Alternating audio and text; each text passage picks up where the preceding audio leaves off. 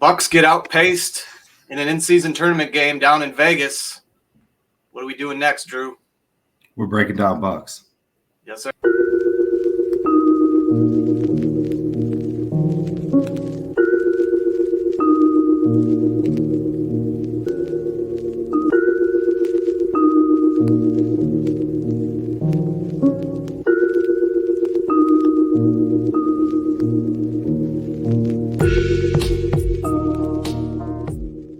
Yes, sir. In the place to be. We're breaking down Bucks in-season tournament game down in Vegas versus the Pacers. Rematch against the Pacers. We already lost to them once, and the atmosphere was kind of electric tonight, Drew. Yeah, that's definitely one way to put it. It felt like a bubble game. Just got to be weird when there's nobody, like no home team. The crowd isn't cheering for one team, and it kind of made it feel weird. The court looked weird.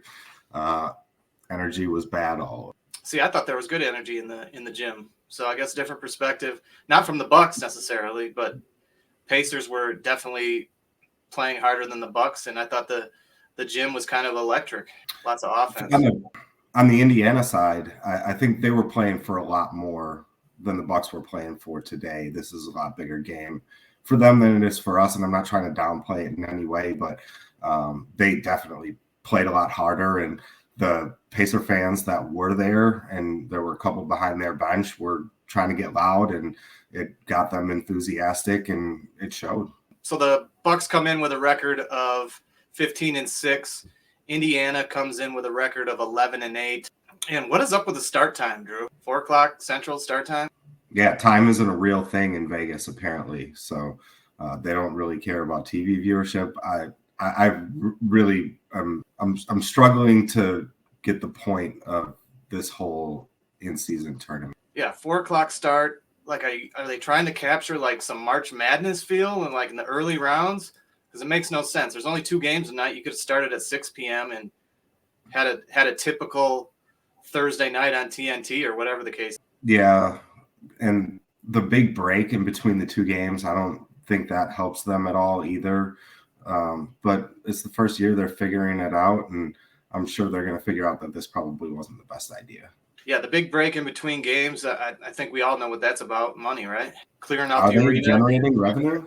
Ticket sales. I mean, are they generating extra revenue in the downtime? I would say just clearing out the arena and getting extra ticket sales. You have to buy for 2 games instead of 1. Just a theory. I could be wrong.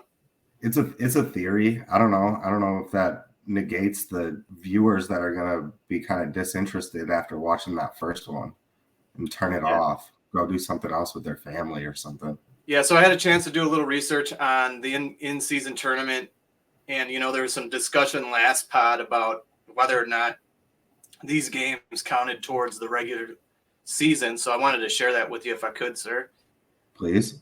All 67 games across both stages of the tournament will count towards regular season standings, except for the championship game. Each team will continue to play 82 regular season games, including those games that are part of group play and knockout round. So, Drew, it looks like those games are going to count. Yeah. How does that work? Is that just a makeup game at the end of the year? Yeah, so they definitely have – I still have questions, right? Are they going to flex out the games we played against New York and Indiana later in the season? Is that the plan? Because I'm guessing that's the plan, but I don't know for sure. It's not even laid out on their website. I would assume so. So I guess it makes sense. Everything but the championship game counts. Correct. So if you get to the championship game, you got 1 extra game is all, which takes a little bit of the load off. I was worried that we'd play 3 extra games, but, the jury's still out, if you will, sir. Yeah, and it doesn't answer my previous question, which was, in the game that doesn't count for the championship game, do those point totals get added to your career point totals, considering that's not a real game?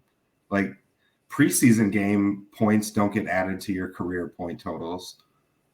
Right. With that, I guess they do. I don't know.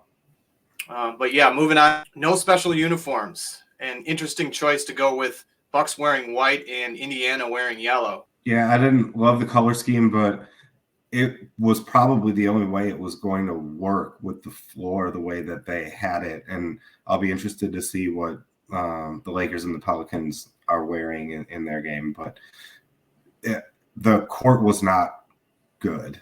It wasn't good to look at. It didn't look good on TV. It just made everything seem very, I don't know, kind of almost low budget. And yeah, I agree. Indiana started Obi Toppin tonight. They got him from New York as a free agent. A few years back, the Knicks had a chance to draft Tyrese Halliburton. Instead, they drafted Obi Toppin, and a few years later, they're teaming up and playing together in Indiana. Yeah, interesting storyline. It didn't feel like Obi Toppin played much. I don't know that he's that good for them. I feel like they probably got 3 or 4, maybe even 5 guys on their bench that are probably better than him right now. Yeah, and Halliburton was finishing early over Brook with some nice floaters off the glass. He's sneaky long. He can get a shot off over taller defenders, and he plays a little bit hunched over, and he's got that kind of hezzy dribble style that he's sneaky long getting to the cup for sure. Chris really got going there in the first quarter. It seemed to be in a nice rhythm early. Yeah, it looked like him and Brook were kind of the two that didn't go out and party the night before, and so they were the ones that had to kind of take care of the offense, and they did a good job starting the game with that, because Dame did not look good. Yeah, I was about to say that. Dame looked like he was at the club all night. Didn't play hard. For sure. Yeah, so the Bucks end up winning the first quarter. They led 29-27. Drew, they shoot 60% from the floor in the first quarter, but only led by 2. Yeah, I mean, same thing. I mean, I don't know that they were considering this. It did not look like a real professional basketball game for the first quarter, for sure. Mostly the first half. It was there was no defense. They were kind of just letting guys go wherever they wanted and just keeping their fingers crossed that nobody got hurt. And the Pacers were able to get the lead there in the second with Halliburton on the bench. TJ McConnell was an absolute pain in the ass. Yeah, and that was probably the story of the game, right? Like, the Bucks have not really had a bench at all this year. I mean, you looked at them the last couple of years and you thought they could probably rest 3 or 4 starters and still go out and beat most teams because they were very deep and they had a lot of guys who were professional basketball players that you could sub in the game. It's not good. I think the bench had 13 total points today. I don't think anybody had more than 5. They haven't been good all year, and I think Giannis had to play 40-something minutes tonight in a loss in a throwing game in Vegas. I don't know. I don't like it. I know that it's tough to do when you've got a lot of guys on high contracts to be able to really solidify that bench. But man, we took some flyers on some guys and are playing some young guys, and it's just not working out. Neither team was very effective on defense. I didn't feel like Indiana was showing effort. They were blitzing the ball and making some turnovers at least. Yeah, very, very good on-ball pressure. They've got quite a few guys on that bench who can play. They're a deep team, and they bothered us that way the first time around, and they did it again today. And they're going to continue to do that to a lot of teams this year, and it's, again, something the Bucks just do not have. Yeah, and Dame finished the first half 2 of 10 from the field, and the Bucks were down 63-51 at half. All right, moving on to the third, Drew. The Bucks went on an 11-0 run to start the third quarter, mostly playing zone. And I don't hate that. I know a lot of people are going to blame the zone for the reason that they lost, but Indiana's not a very good three-point shooting team, and they weren't a very good three-point shooting team today. It's not why they won the game. The zone, for all intents and purposes, was effective. Yeah, but I don't think it's a pedigree to win championships. I agree with that. But again, when you're on an extra game out in Vegas, maybe not everybody wants to be there. Maybe not everybody wants to, play at the same level like drop them back in the zone and save energy and save steps. And Dame and Halliburton were kind of exchanging buckets there in the third. It was kind of fun to see. Yeah, Halliburton's a very, very good player. Doesn't turn the ball over, gets his teammates involved, can make shots when he needs to. Seems like always when they need him. But Dame started cooking a little bit in the third quarter. Probably got some Pedialyte or something at halftime and was able to shake that hangover and maybe a cup of coffee. And he was really good coming out of halftime. And a few times I was really disappointed in the Bucks transition D. Even on makes, they were getting beat back. Yeah, and some of the time they weren't even getting beat back. They were back. They just weren't paying attention or didn't challenge very hard at the rim. Indicative of the game in general. Again, I do not think the Bucks players, especially the high-paid veteran players, were there to play a full 48 at a very, very high level. I'm not saying all of them, but I don't think that happened across the board. And Pacers have that young fella Nimhard off the bench. Was pretty impressive. Do you know anything about him? He picked up 94 feet. Right. And I could tell that, he was picking up Giannis, and Giannis was getting tired. And it seemed like Dame didn't want to bring the ball up either because he was getting sweated. So, Dame and Giannis looked tired to me. Yeah, and they tried to put Campaign out there with him. Did you see that? And Cam wasn't effective either. Oh, he was bad. That lineup looked really bad. Right. And Cam got frustrated, got teed up. He was awful tonight. Yeah, probably the worst game I've seen from Cam this year with the Bucks. Yeah, he'd been playing really well as of late. It was very disappointing to see that. And again, that was indicative of the bench. Bobby wasn't very good, and MarJon looked awful, and AJ was unplayable. It's just there's not a whole lot to go to. I mean, on that bench.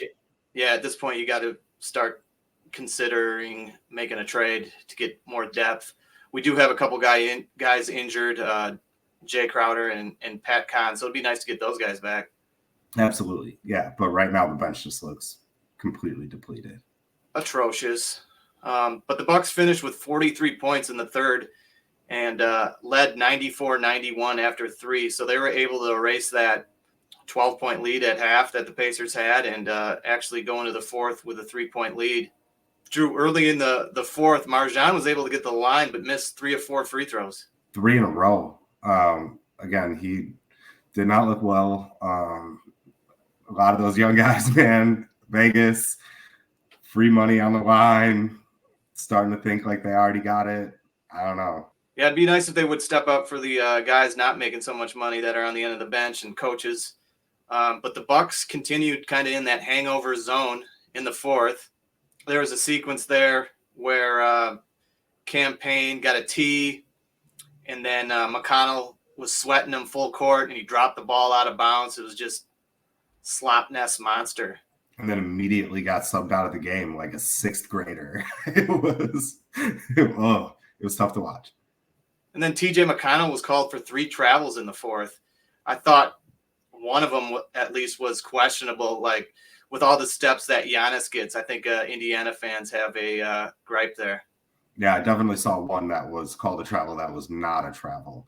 I don't know why I thought they might have challenged that, but I don't know. We're going to have to look back and figure out what the stats are with coaches that challenge at the end of games and how their teams do, because I feel like it's like bad karma at the end of the game to challenge something like that. Like, just it's a bad call, let them play. Referees will figure out it's a bad call and it'll even itself out in the end. Like, just the challenges, it feels like it's the referees take it personal, like they're being upstaged, and then they don't just get a good flow for the game. But again, they've got cheating scandal allegations as well. So there's that. Yeah, so it looked like Coach Griff was kind of changing defenses, giving the Pacers different looks, getting in and out of the zone, but nothing really was effective. Yeah, and I think the zone was probably, again, by design, to try to just save some steps and save some energy and do what the Bucks have done all year and just try to turn it on in the last 5 minutes of the game. And I think they had to rely too much on the starters, and by that last 5 minutes of the game, the starters have played too many minutes. I think this might have been the most minutes Chris played all year. Giannis, I think, went over 40 minutes. So when you're doing that and those you got to rely on them, and they're playing that many minutes and then they're tired, and Indiana's a very young team and they got the energy going, and it just was a recipe for disaster. Yeah, it just doesn't seem like the Bucks came to play tonight. They didn't have the energy and end up losing 128-119. Halliburton from Oshkosh North, I believe, right? Had 27 and 15 and 0 turnovers. Super impressive night from him. Yeah, 0 turnovers. I don't know if that's more of a reflection on his great play or the Bucks' lack of effort. Combination of the two. I mean, I think if you said he had that stat line and he had 3 turnovers or 4 turnovers, you'd have been like, man, he had a really good game. But then you factor in how poorly the Bucks play defense, and that gets to be 0. Yeah, the gift and curse of going to the tournament play is the gift is you got all eyes on you for a couple games. The curse is if you lose, you got no basketball for a while. So I think we're going the weekend with no basketball from the Bucks, Drew. You gonna be all right? I'm gonna manage. I'm gonna catch up on some sleep. Anything else you want to touch on the game tonight? Yeah, did I mention the bench did not play very well? You did. Atrocious. It was just very disappointing night. So the Bucks get sent packing from Vegas, and Indiana moves on to play the winner of the Lakers and the Pelicans. So that should be interesting. But moving on to overtime, Drew. Let's get it. I have a couple things I want to share with you. Are you a fan of classic NBA sneaker posters like this George Gervin poster? Absolutely. Did you have any 100%. as a kid? I didn't. I was poor as a kid, so I would cut out pages of Sports Illustrated and tape them on my wall. Okay. I did the same thing. Since I've become an adult, I've had some money here to buy some posters, and I have 2 classic Milwaukee Bucks posters. So I wanted to get your thoughts and the thoughts of our viewers here. Which is a doper classic NBA Milwaukee Bucks poster? Sir Sid with Sidney Moncrief, or the Johnson's Law poster with "What's going up goes in"? What are your thoughts there, Drew? Yeah, for me, personally, I like the Sir Sid poster more. I think the Marcus poster is more iconic. I think with the skyline in the background, and I think it was one of the first posters that had like a little slogan or a tagline on it, kind of ushered in the era of like the Charles Barkley shirts with like Charles Barkley saying, and then like the and one stuff. So that Marcus is the choice, but for me personally, Sir Sid with the Knight's armor is my favorite. Yeah, the Sir Sid poster, a Nike poster, the Johnson's Law poster, an Adidas poster. But the correct answer, Drew, is the Johnson's Law poster. And why? Because Michael Jordan had it in his dorm room at college. That's got to be a pretty good feeling for Marcus Johnson, no? I mean, what an endorsement. Yeah, I mean, at the time, Marcus was a star, dude. Marcus could go. It's not a coincidence that MJ was looking up to him when he was in college. Yeah, and how cool is Marcus? Just think about how much cooler our home broadcasting team has gotten since we got Marcus Johnson. Now, I know John McLaughlin's a legend, but let's just be honest, he's kind of a dork. I mean, Johnny Mac was classic, dude. Johnny Mac was, yeah, of course he was a little bit of a dork. That was part of his shtick. Right. That laugh, right? Yeah. Classic. You got that queued up? The Johnny Mac? I know. I haven't been able to find audio on Johnny Mac's laugh. It's buried deep in the internet. I have not been able to find it. If any of my viewers can find it, $25. Next, I wanted to just get on a couple errors and omissions from last episode. My guy Will Hardy told me that Paul Pressey was the original point forward. I think I had said Marcus Johnson last game, but Paul Pressey is the original point forward. The first forward, you'd put the ball in their hands, have them bring it up, and pretty much run the offense. Do you remember Paul, Drew, or is that before your time? I remember Paul. And yes, that is the correct answer. I actually said Anthony Mason, and I said might be. So yeah. I left myself open.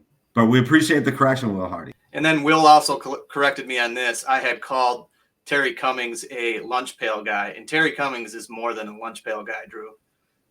Yeah, I'm going to be completely honest. I don't remember that comment, but yeah, Terry Cummings was more than a lunch pail guy in more ways than one.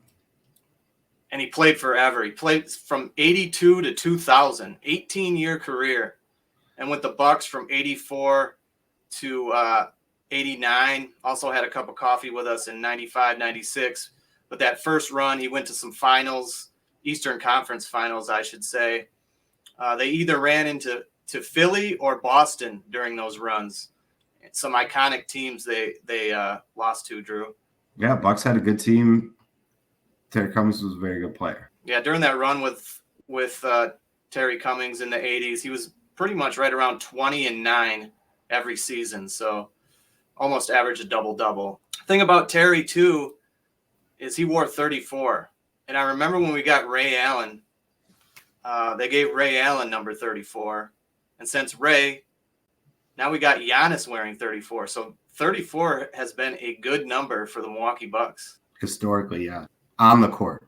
Has 34 been a bad number off the court, Drew? No. And then I wanted to ask you this, Drew. PJ Tucker hasn't recorded a point in something like 80 minutes, and it's included 3 DNPs during that time. You think PJ Tucker could help the Bucks? I do not. There's a reason he's not playing on. There's a reason. He's 41 years old. Not even a little D? I mean, for what? For 4 minutes? I mean, I love PJ. If we want to bring him back as like a special assistant or, I mean, yeah, put him on the bench. I'm all for that. He can't get actual NBA minutes for us, although given what our bench is doing right now, maybe he should be. Right. It's kind of what I was getting at. It'd be nice to have him with Pat and Jay down, but I feel you, dude. Then we got a comment from Dave Skelf. Do we think Beasley can fill that void of the shell Middleton used to be at championship form? Chris has not been the same player since his injury. If Beasley averages 15 plus, does he make up that other half we can get from Middleton? Like kind of split it up. Like Middleton only has to do half if Beasley does the other half. The only problem with that is that mathematically that puts us playing 4-on-5, and I don't know if that's going to win a championship. Beasley was fairly decent tonight, but I mean, he's a league minimum contract dude. Like, we're trying to get him to play a role for us that, you know, like, he's not Grayson Allen. Like, he can't fill that role, and it's not working. Well, he's a league minimum guy, but I think he did us a favor by signing here. Other teams were interested in him. He wanted to join a contender and really show what he can do on a contending team, I believe. I also think that Beasley is able to fill that void for Chris in some ways offensively, but certainly not fill the void defensively on what Chris used to be defensively. Chris is actually more behind on his defensive prowess than he is his offensive prowess to me. Yeah, and that's probably, again, by design, right? Just we're going to wait until after the All-Star break to let him start playing for real. So maybe I'm wrong. Well, hopefully you're right, and hopefully they start picking up the intensity on the defensive end here, moving, past All-Star break and into the end of the season. But that's really all I have for breaking down Bucks tonight, unless you have anything for me, Drew. No, sir. I just wanted to remind our subscribers to like, share, subscribe. We would love some more comments. The comments definitely make the podcast a little better. But I appreciate y'all joining us, and we'll see you at the next Bucks game after the weekend. Appreciate y'all. Peace.